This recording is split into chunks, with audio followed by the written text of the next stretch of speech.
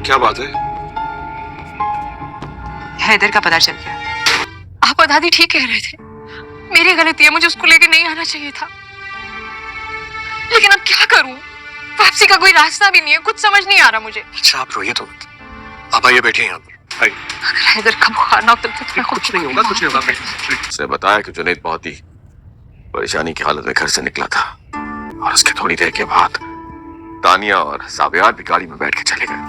हाँ, लेकिन कहाँ जा सकते हैं वो इतनी सुबह सुबह? तानिया को जैसे ही पता चलता है कि जुनैद ले गया है दुर्रे नायाब को और वो उसका पीछा करते हुए उस जगह पे पहुंच जाती है, तो उसकी खुशी की इंतहा नहीं रहती कि अल्लाह ताला ने मेरे लिए रास्ते को वैसे ही आसान कर दिया। और जुनैद और दुर्रे नायाब के लिए किस कदर ये ऑकवर्ड मोमेंट होगा जब ये जाके उनको पकड़ेंगे, वो भी इस हाल में कि दुर्रे नायाब को जो जुनैद है वो बड़ा ही कंधे पे हाथ रख के तसल्लियां दे रहा होगा।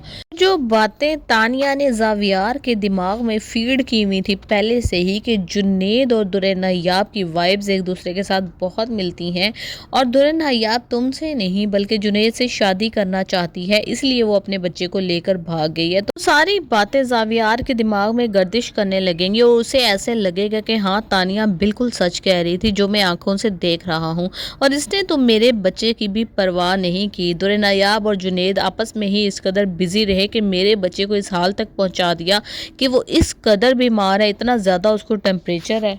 ये घटिया औरत उसको लेकर यहाँ पे बैठी हुई है इस तरीके से। जुनैद भी अपनी सफाई में कुछ कहना चाहेगा, लेकिन अब उसके ऊपर से एतमाद जो है ना बिल्कुल ही उठ चुका है जावियार का।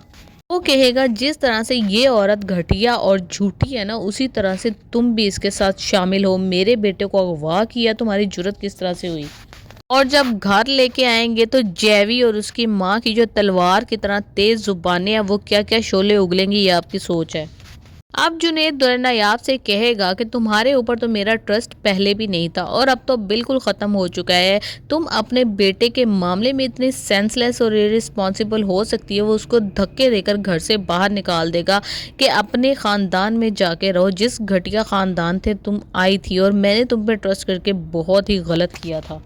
और दुर्रे नायाब भी जब रोती धोती अपने घर चली जाएगी तो उसकी दादी तो बेचारी कंसोल करेगी ही उसको, लेकिन भाभी और भाई जो बातें सुनाएंगे ना, और उसकी पोजीशन जो कि पहले ही डाउन थी और सिर्फ जावियार की वजह से थोड़ा सा उसको इम्पोर्टेंस मिली थी कि चलो इतने बड़े घर में इसकी शादी हो गई है, अब बेटे की वजह से इसके पास दौलत और जायदाद भी आने वाली है, तो वो सारी जो एक इम्पोर्टेंस थी वो ज़मीन बोस हो जाएगी और इसकी हैसियत पहले से भी ज़्यादा कमतर और घटिया हो जाएगी उस घर के अंदर। कि भाभी कहेगी अब तुम इसी काबिलों के घर के काम करो एक काम वाली की तरह।